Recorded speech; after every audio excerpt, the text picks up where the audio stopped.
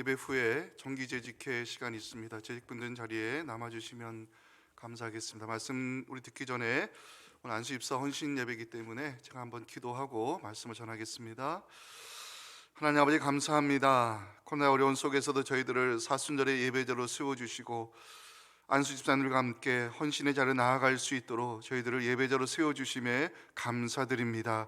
사랑하는 안수집사님들, 주님께서 기름 부어 세우신 귀한 직분자들이오니 성령의 기름 부음 받은 직분을 받는다는 것이 얼마나 영광스럽고 얼마나 감사한 은혜인지를 다시 한번 이 말씀과 예배를 통해 헌신을 다지어 나아갈 때 우리 안수집사님들의 교회를 향한 섬김과 헌신을 통해서 우리 교회가 하나님 기뻐하시는 믿음의 공동체로 쓰임받게 도와주시옵시고 안수집사님들의 이 거룩한 헌신을 통해서 우리 교회가 하나님을 기쁘시게 하는 예배 공동체가 세워질 수 있도록 은혜 내려 주시옵소서. 안수집사님들의 가정과 삶의 자리를 축복해 주시고 하나님을 위해서 수고한 모든 것들을 주님께서 은혜와 복으로 갚아주심으로 저들의 자손들이 복받은 자손 되게 도와주시옵시고 안수집사님들을 통해서 하나님의 살아계심이 증거될 수 있도록 성령께서 역사하여 축복의 통로로 사용하여 주시옵소서. 예수님의 이름으로 기도하옵나이다. 아멘. 우리 안수집사님을 위해서 한번 격려의 박수님 좋겠습니다. 감사합니다. 고맙습니다. 장례라는 용어를 사전에서 찾아보니까 시신을 처리하는 과정에서 행해지는 일련의 의례로 장례식은 장사를 지내는 의식을 말한다고 기록을 하고 있습니다. 장례 정체를 보면 이 마지막 숨을 거둔 것을 확인하기 위해서 손뭉치를 그 고인의 코앞에 두는 것을 속광이라 하고, 고인의 시신이 굳기 전에 머리, 팔, 다리를 가지런히 정리하는 것을 수시라 하고, 시신을 깨끗이 씻어서 수의를 입힌 뒤에 염포로 묶는 것을 염습이라 하고 있습니다. 시신에 수의를 입히는 것을 소렴이라 하고, 소렴이 끝난 후에 시신을 묶어서 관에 넣는 의식을 대렴이라 하면서 영구를 운반하기 위해 관을 묶는 것을 결관이라 부르고 있습니다. 영구를 장지로 운반하는 절차를 운구라 하고, 장례식장에서 장지로 떠나는 것을 발인이라 부릅니다. 장례를 치른 후에 3일째 되는 날 묘를 찾아서 고인을 추모하는 것을 사무제라 부르는 것을 우리는 알고 있습니다. 결혼 예식이랑 비교해 보니까 이 결혼 예식과 비교가 되지 않을 정도로 이 장례 절차가 훨씬 더 복잡하고 정성을 다하며 세심하게 구성이 되어 있는 것을 알게 되었습니다. 왜 그럴까? 장례는 한 사람의 일생을 마무리하는 가장 소중한 예식이기 때문에 그렇습니다. 오늘 우리가 살펴볼 본문은 주님께서 십자가에 달려 죽으신 후에 예수님의 시신을 가지다가 장례를 치르는 장면을 보여주고 있습니다. 사복음서 기자 모두 예수님의 그 십자가 죽음과 장례 절차를 기록하고 있는데 차이가 있습니다. 예수님의 장례에 관해서 마태는 5절, 마가는 6절, 누가는 7절을 할애하고 있지만 요한복음에서 사도 요한은 예수님의 그 장례 절차를 12절 자세하게 기록하고 있습니다. 왜 그럴까? 이유가 있죠. 제자들이 십자가 현장에서 모두 도망가 버리거나 숨어 버렸기 때문에 이 예수님께서 십자가에 달려 죽으실 때 주님 곁에서 가장 가까이 그 주님의 죽으시는 순간을 목격했던 제자는 사도 요한이었기 때문입니다. 자, 오늘 보면 31절 보시면 이날은 준비일이라로 시작을 하고 있습니다. 준비일, 6월절 전날이라는 의미입니다. 예수님의 죽으신 날을 계산해 보면 유대인 달력으로 니산월 13일 금요일이었고, 시간은 오전 9시에 십자가에 달려 주님은 오후 3시에 운명하셨습니다. 금요일 오후 6시가 되면 니산월 14일이 되는데 유대인들의 최대 절기인 6월절이 시작되는 동시에 금요일 오후 6시는 안식일이 시작되는 날이었습니다. 공교롭게도 주님께서 십자가에 돌아가신 금요일 6시가 되면 6월절과 안식일이 겹치는 날이 되었던 것입니다. 유대인들의 마음이 다급해지기 시작했습니다. 왜 그럴까? 우리 31절 말씀을 함께 읽겠습니다. 시작. 이날은 준비일이라 유대인들은 그 안식일이 큰 날이므로 그 안식일의 시체들을 십자가에 두지 아니하려 하여 빌라도에게 그들의 다리를 꺾어 시체를 치워달라 부탁했습니다. 사도 요한은 여기서 유대인들의 관습을 보여주고 있습니다. 유대인들은 안식일이 되기까지 그 시체들을 나무에 달아놓지 않는 관습이 있었습니다. 예수님도 십자가에 돌아가신 시간이 오후 3시였기 때문에 3시간이 지난 6시가 되면 안식일이 시작이 되고 유대인의 최대 절기인 유월절이 시작되기 때문에 유대인들은 예수님의 시신을 십자가에 두려워하지 않았습니다. 이러한 이유로 유대인들은 빌라도에게 달려가서 다리를 꺾고 완전히 죽게 함으로 그들의 시체를 치워달라고 요청하는 장면을 보여주고 있습니다. 자, 빌라도는 유대인들의 요청대로 십자가에 달린 두 강도들의 다리를 먼저 꺾게 했지만 예수님의 다리는 꺾지 않았습니다. 이유가 있습니다. 33절 보시면 예수께 이르러서는 이미 죽으신 것을 보고 다리를 꺾지 아니했습니다. 예수님을 완전히 죽으신 것을 확인한 로마 군인은 창으로 옆구리를 찔렀고 피와 물이 쏟아졌다는 사실 가까이에서 목격한 사도 요한이 34절에서 증언하고 있습니다. 그중 한 군인이 창으로 옆구리를 찌르니 곧 피와 물이 나오더라. 사도 요한은 예수님께서 십자가에 죽으시는 순간을 자세히 기록하면서 성경의 말씀이 성취되었다고 선언하고 있습니다. 그 장면이 36절 37절인데 중요한 말씀입니다. 함께 읽겠습니다. 이 일이 일어난 것은 그 뼈가 하나도 꺾이지 아니하리라 한 또 다른 성경에 그들이 그 찌른 자를 보리라 하였느니라. 자, 주님께서 십자가에서 숨을 거두신 후의 문제는 장례였습니다. 주님께서 죽음을 맞이하신 시간은 오후 3시이기 때문에 안식일과 유월절이 시작되는 오후 6시까지는 무슨 일이 있어도 장례를 마쳐야 했습니다. 3시간밖에 남지 않은 상황에서 누가 주님의 시신을 가져다가 장례를 치를 것인가? 제자들이 아니었습니다. 주님을 따르던 무리들도 아니었습니다. 주님의 장례를 치른 사람은 그동안 알려지지 않았던 숨은 제자들이었습니다. 38절, 39절도 같이 읽어봤으면 좋겠습니다. 시작. 아리마대 사람 요셉은 예수의 제자이나 유대인이 그것을 숨기더니 일 후에 빌라도에게 예수의 시체를 가져가기를 구하매 빌라도가 허락하는지라. 이에 가서 예수의 시체를 가져가니라.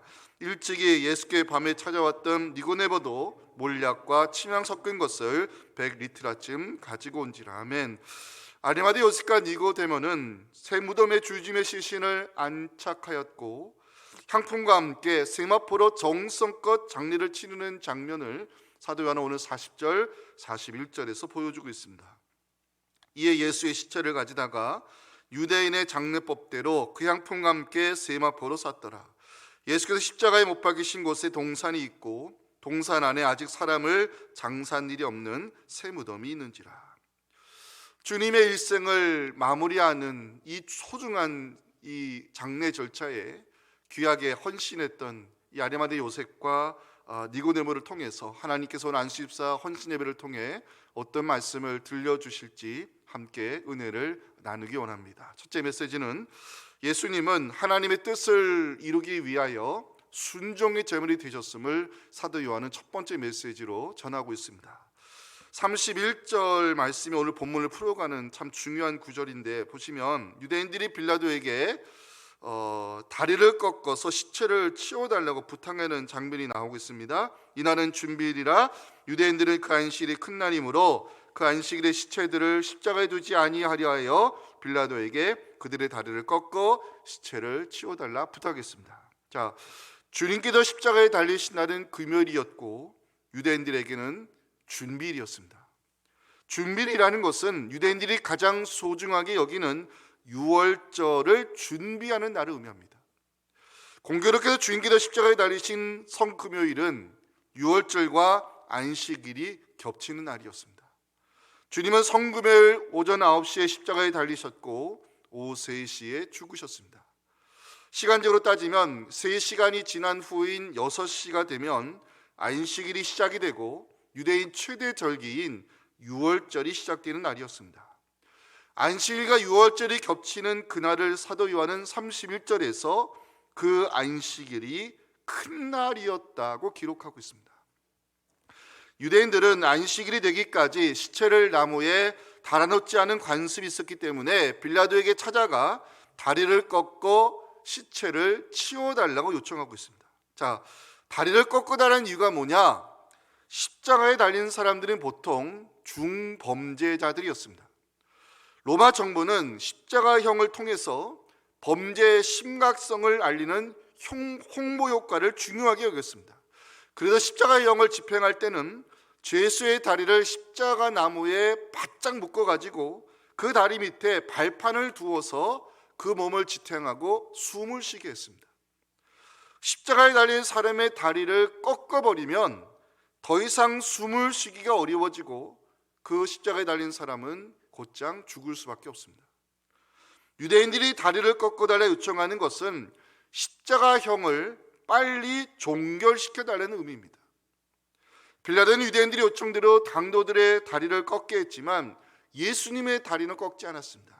그 이유가 33절이 나오죠.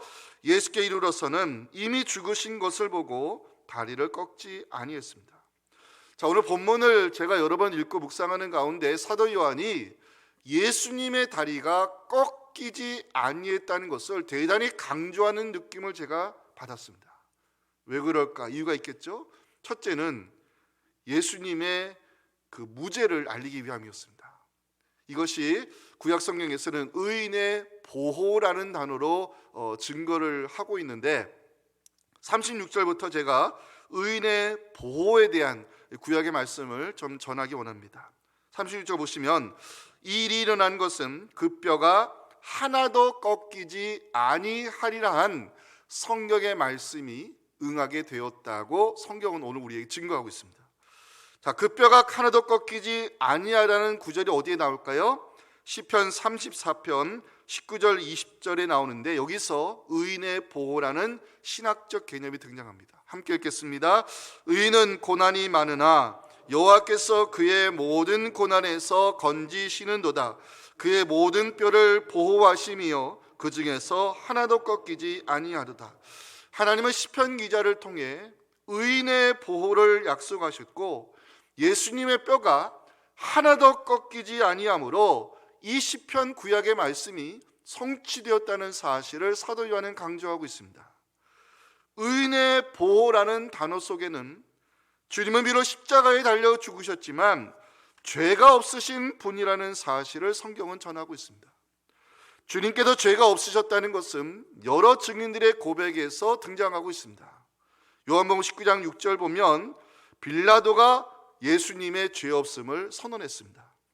대제사장들과 아랫사람들이 예수를 보고 소리질러 이르되 십자가에 못 박으소서 십자가에 못 박으소서 하는지라. 빌라도가 이르되 너희가 친히 데려다가 십자가에 못 박으라. 나는 그에게서 죄를 찾지 못했다고 선언했습니다. 두 번째, 빌라도의 아내가 예수의 의인됨을 고백했습니다. 마태복음 27장 19절에 보면 총독이 재판석에 앉았을 때에 빌라도의 아내가 사람을 보내어 말합니다. 저 옳은 사람에게, 저 의인에게 아무 상관도 하지 마옵소서. 오늘 밤에 꿈에 내가 그 사람 때문에 애를 많이 태웠다고 빌라도의 아내가 예수의 의인됨을 호소했습니다. 주님은 의인이셨지만 죄 있는 자의 모습으로 십자가에 달리신 것은 하나님께서 우리의 죄를 예수님에게 전가시키시고 예수 그리스도를 믿는 우리를 의롭다 선언하여 주심으로 구원의 역사를 이루기 위함이었습니다. 두 번째, 예수님의 다리가 꺾이지 않은 것은 예수님이 바로 6월절의 어린 양이심을 성경이 증거하기 위함입니다. 31절과 42절 보시면 주님께서 십자가에 달리신 금요일이 유대일의 준비일이었다고 성경은 말씀하고 있습니다. 준비일이라는 것은 6월절을 준비하는 날을 가리키는 것인데 어린 양을 잡는 날입니다. 사도 요한은 주님께서 십자가에 달려 죽으신 금요일이 6월절에 어린 양을 잡는 준비일과 일치하고 있음을 강조하고 있습니다. 이것을 주님께서 6월절에 어린 양이 되셔서 대속의 죽임을 당하셨다는 사실을 성경은 우리에게 알리고 있는 것입니다. 이스라엘 백성들이 어린 양을 잡아서 문설주에 피를 바름으로 죽음의 재앙을 넘어간 날을 기념하는 절기가 바로 유월절 아닙니까? 유대인들에게 유월절은 대속의 날이고 구원의 날입니다. 그런데 주님께서 십자가에 달려 죽으신 시간과 유월절에 어린 양을 잡는 시간이 일치한다는 것은 주님께서 우리의 죄를 대속하기 위한 유월절의 어린 양으로서 십자가에서 그 피를 흘리셨다는 것을 복음서 기자들은 증거하고 있는 것입니다. 주님께서 어린 양이 되심은 유월절을 준비하기 위해 어린 양을 잡는 시간과 주님께서 십자가에 달려 죽임당하신 시간과 일치함도 있지만 또 하나의 증거가 있습니다. 민수기 9장 11절 12절 말씀 보면 유월절의 어린 양에 대한 율법의 규정이 나옵니다.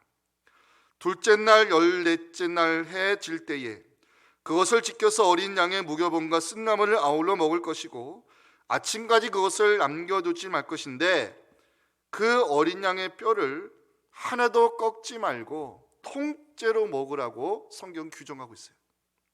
모세 율법을 보면 유월절날 어린 양을 먹을 때는 뼈를 꺾지 말고 통째로 먹어야 된다라고 말씀하고 있습니다.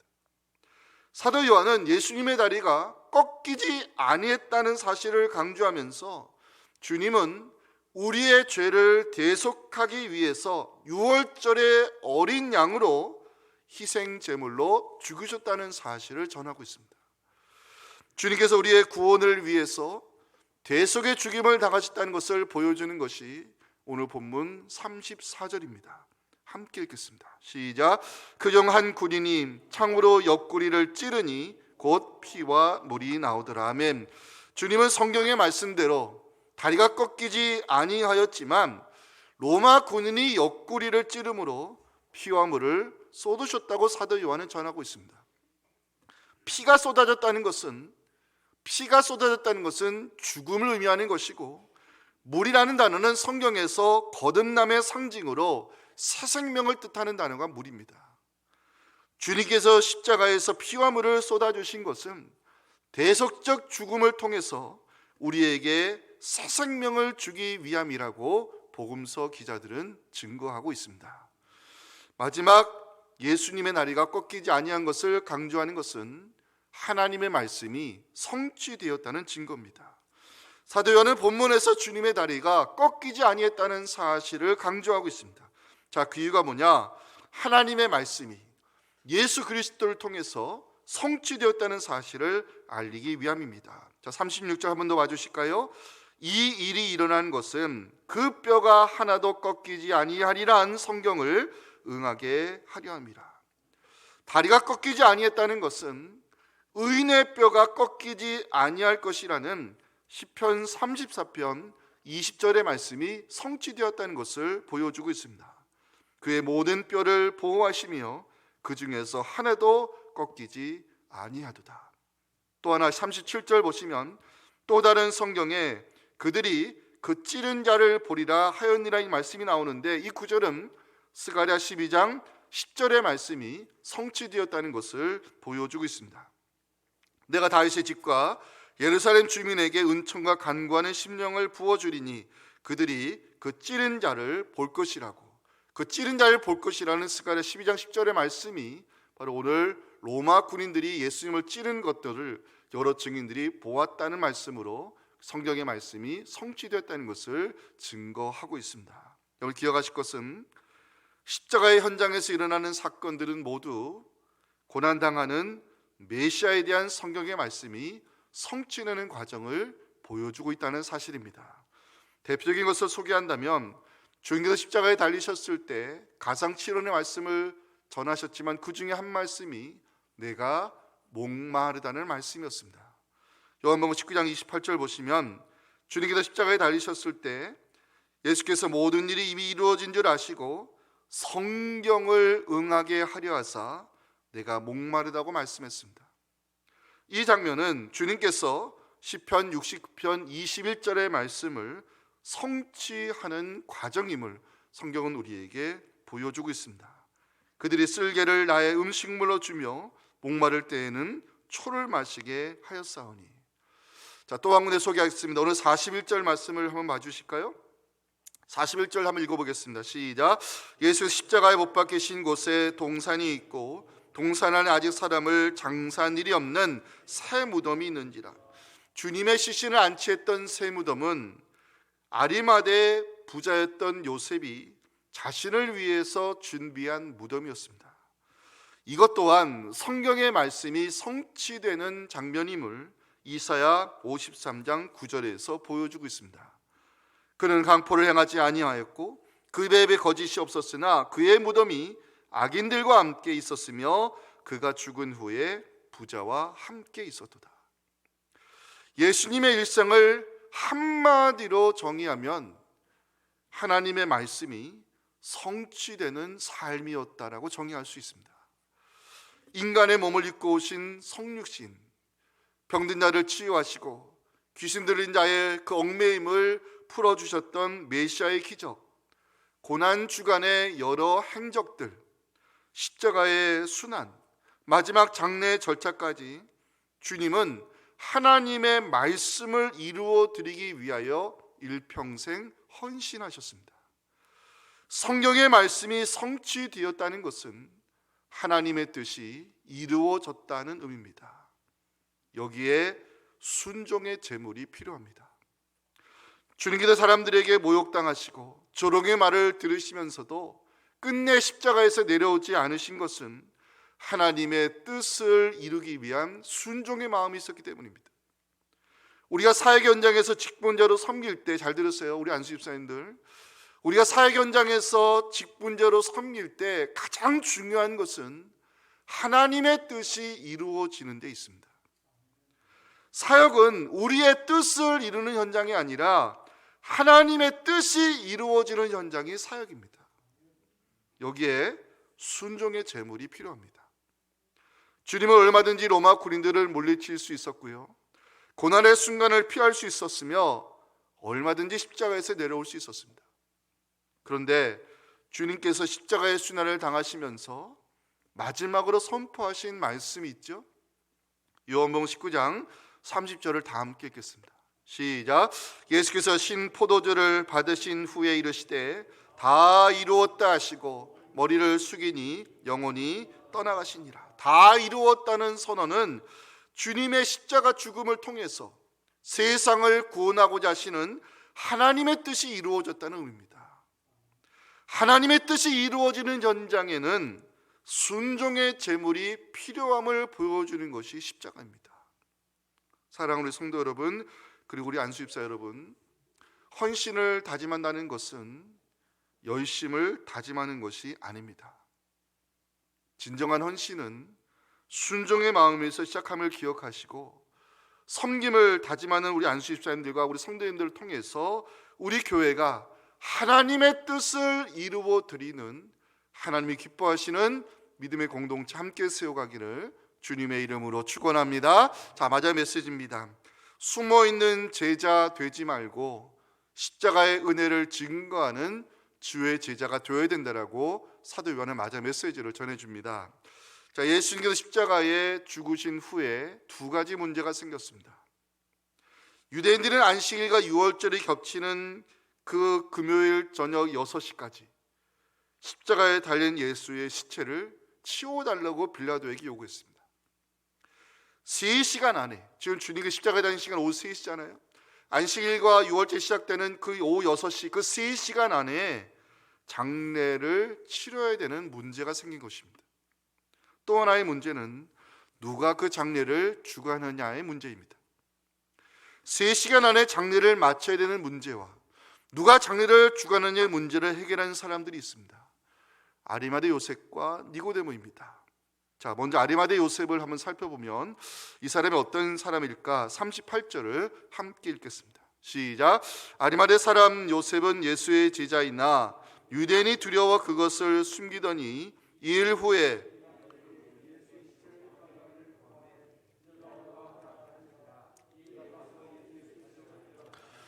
복음서를 연구하면서 아리마대 요셉과 관련된 자료를 수집해 봤습니다.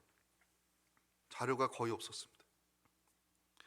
마태복음 27장에서는 아리마대를 부자로 소개하고 있고, 마가복음 15장에서는 존경 많은 공회원으로 전하고 있으며 누가복음 23장에서는 선하고 의로운 요셉하고로 기록하고 있고 오늘 우리가 보는 요한복음 19장에서는 요셉을 예수의 제자라고 소개하고 있습니다. 이게 전부입니다.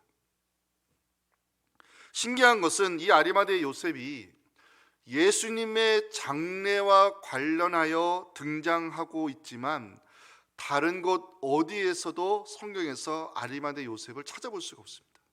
오직 예수님의 장례식에서만 나타납니다. 성서학자들은 이런 아리마대 요셉을 숨은 제자였다라고 부르고 있습니다. 아리마대 요셉을 숨은 제자라 부르는 이유가 있습니다. 38절 다시 보실까요?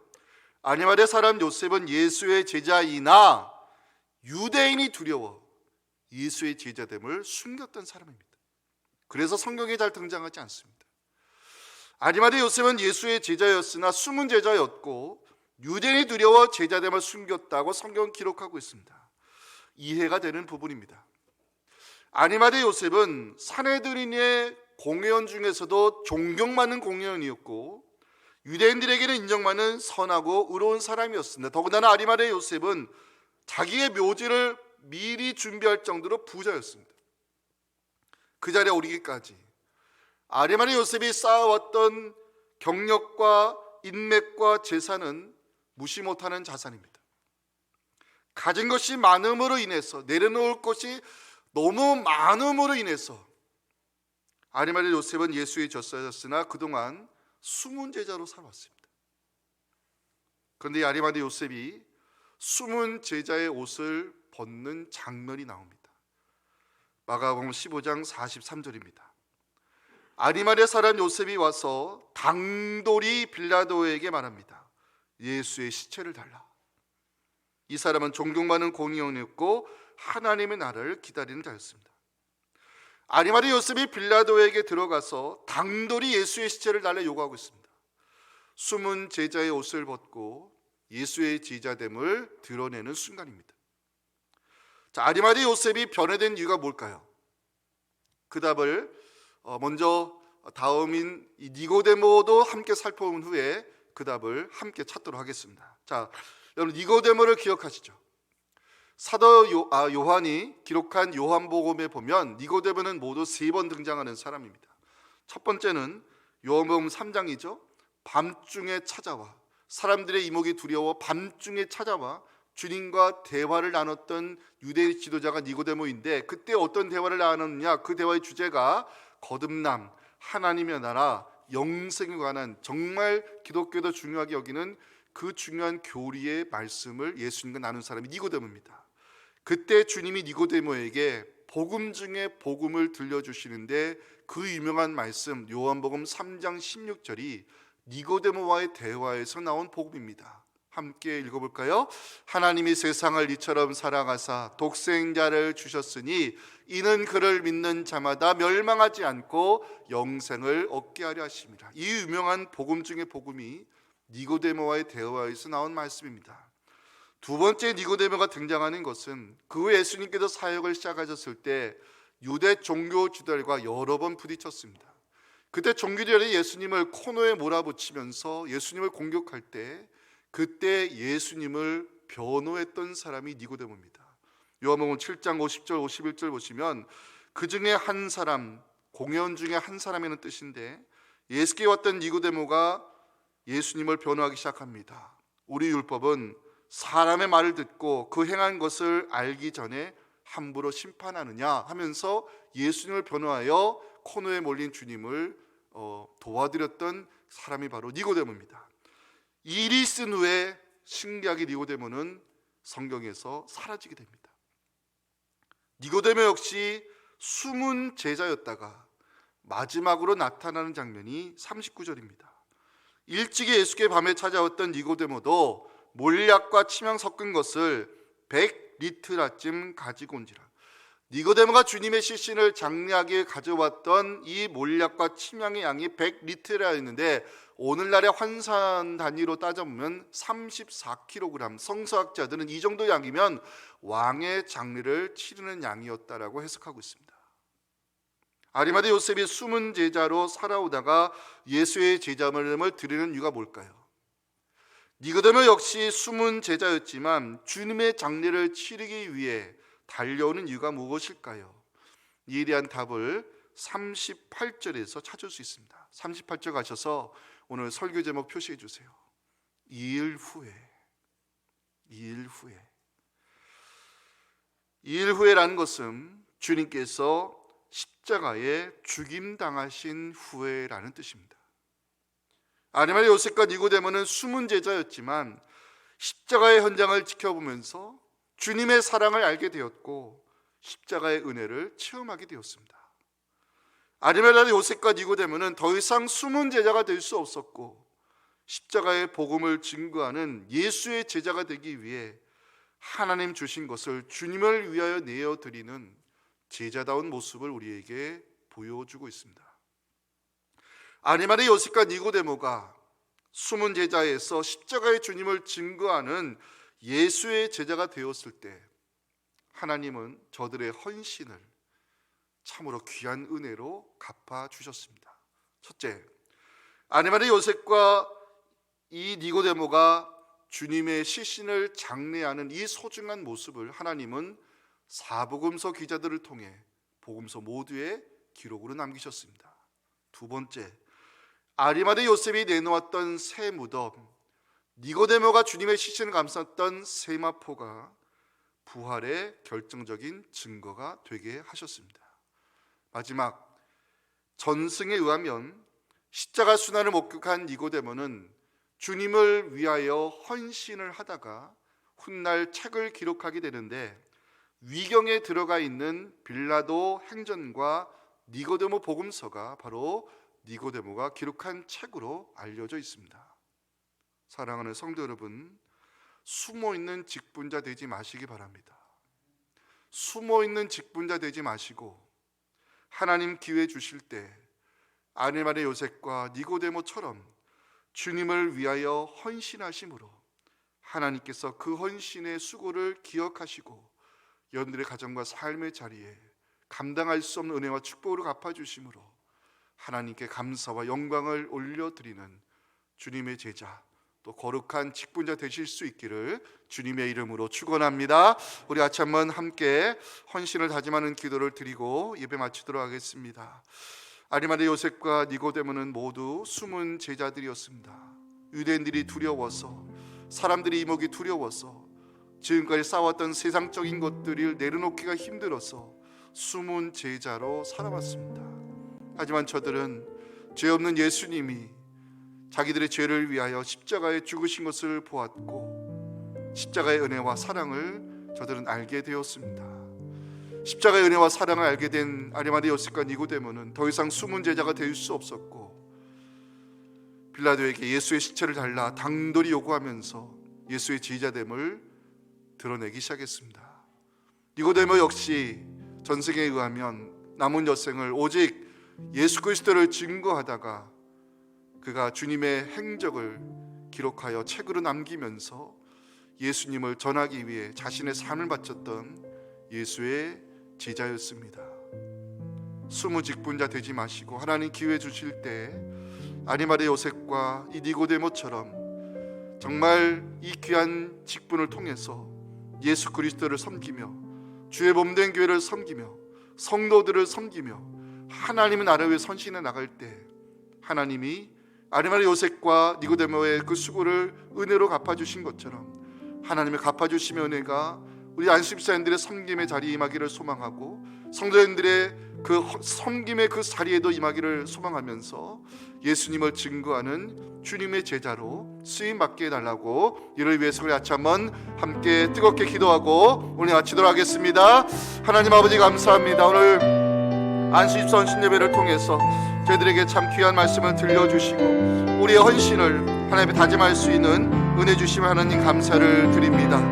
아리마대 요셉과 니고데모 저들은 숨은 제자들이었습니다. 사람들의 이목이 두려워서 세상적인 것을 내려놓기가 무거워서 저들은 숨은 제자로 살아왔지만 십자가의 주님을 바라보며 십자가에 죽임당하신 그 주님의 은혜와 사랑을 다시 한번 저들이 체험하면서 더 이상 숨은 제자가 될 수 없었습니다. 저들은 이제 숨은 제자에서 십자가의 주님과 부활의 주님을 증거하는 예수의 제자가 되었고 일평생 예수 그리스도를 전하는 하나님의 종들이 되었습니다. 주님은 저들의 그 수건실을 기억하셨고 은혜와 사랑으로 갚아주셨으며 복으로 갚아주셨습니다.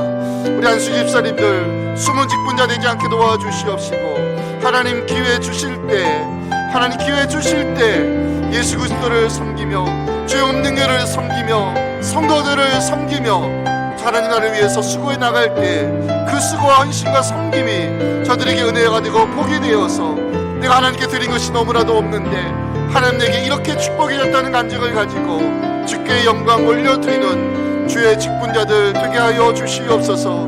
교회 하나님을 힘쓰게 도와주시옵시고 교회를 회복하는 믿음의 공주 세우는데 우리 안수 집사님들 기둥 같은 일꾼으로 쓰임받아서 하나님께 영광을 올려드리는 주님의 종들이 되게 하여 주시옵소서. 우리의 헌신을, 우리의 섬김을 기억지고 귀한 은혜와 복을 갚아주시는 예수 그리스도의 이름으로 기도하옵나이다. 아멘. 하나님 감사합니다. 오늘 안수집사 헌신 예배를 통해서 우리 모두에게 귀한 말씀 들려주시니 하나님 감사를 드립니다. 예수님의 일생, 하나님의 말씀을 성취해드리기 위해서 순종의 제물이 되셨던 주님의 삶을 보았습니다.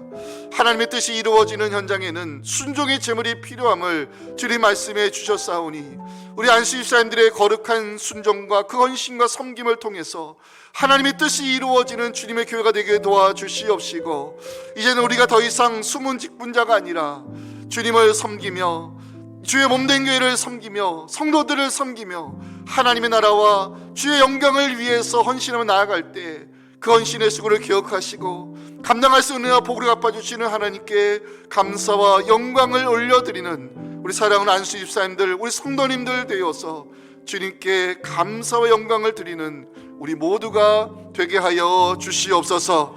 지금은 우리를 구원하기 위해서 모든 것을 쏟아주신 우리 구주 예수님의 은혜와 아리마대 요셉과 니고데모의 헌신과 수고를 기억하시고 감당할 수 없는 은혜를 갚아주신 하나님 아버지의 크신 사랑과 성령의 역사하심이 오늘 주신 말씀이 바로 내게 들려주신 복음임을 깨닫고 더 이상 숨은 직분자가 아닌 이제는 주님을 사랑하는 마음으로 주의 몸된 교회를 섬기며 성도들을 섬기며 하나님의 나라를 위해서 수고하기를 다짐하는 우리 사랑하는 안수 집사님들의 그 거룩한 다짐과 그 수고 위에, 그리고 성도님들의 이 간절한 부르심 위에 지금부터 영원토록 함께 하시기를 간절히 축원하옵나이다. 아멘.